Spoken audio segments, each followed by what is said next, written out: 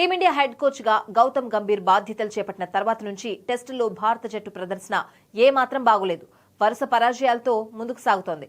బంగ్లాదేశ్ పై series విజయం తప్ప టెస్టులో గంభీర్ కోచింగ్ పర్యవేక్షణలో టీమిండియా సాధించింది ఏవీ లేదు. గంభీర్ కోచ్ గా బాధ్యతలు తీసుకున్నప్పటి నుంచి టీమిండియా 11 టెస్టులను ఆడింది. ఇందులో కేవలం 3 మ్యాచ్ల్లో మాత్రమే గెలిచింది. 7 మ్యాచ్ల్లో ఓడిపోయింది. ఒక మ్యాచ్ డ్రాగా ముగిసింది. తాజాగా ఇంగ్లాండ్ తో ఆరంభమైన ఆండర్సన్ టెండూల్కర్ టెస్ట్ సిరీస్ లో తొలి మ్యాచ్ లో ఓడింది. అది కూడా 5 సెంచరీలు బాదిన తర్వాత. అయితే తాము జట్టుగానే గెలుస్తామని, అలాగే జట్టుగానే ఓడతామని గంభీర్ పేర్కొన్నాడు. ఈ క్రమంలో రిషబ్ పంత్ 2 ఇన్నింగ్స్ల్లోనూ చేసిన సెంచరీలపై గంభీర్ స్పందిస్తూ పంత్ ఒక్కడే సెంచరీలు చేయలేదని, మరో 3 భారత ప్లేయర్లు కూడా సెంచరీలు చేశారంటూ కామెంట్ చేశాడు. ఈ తొలి టెస్టులో రిషబ్ పంత్ తో పాటు కేఎల్ రాహుల్, శుభ్మన్ గిల్, యశస్వి జైస్వాల్ సెంచరీలు చేశారు. గిల్, జైస్వాల్ తొలి ఇన్నింగ్స్ లో సెంచరీలు చేస్తే రాహుల్ రెండో ఇన్నింగ్స్ లో శతకం బాదాడు.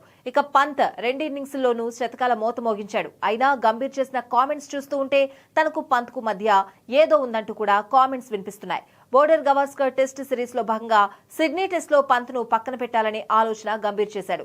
ఎందుకనో దానిని అతడు విరమించుకున్నాడు. అయితే అదే సిడ్నీ టెస్ట్ లో పంత్ రాణించాడు. అందుకే పంత్ ఒక్క మ్యాచ్ లో విఫలమైనా పక్కన పెట్టేందుకు చూస్తున్నట్లు సమాచారం. విరాట్ కోహ్లీ, రోహిత్ శర్మలను ఎలాగైతే జట్టు నుంచి తప్పించాడో అలానే పంత్ ను కూడా తప్పించే యోచనలో గంభీర్ ఉన్నాడేమో అనే అనుమానాలు కలుగుతున్నాయి.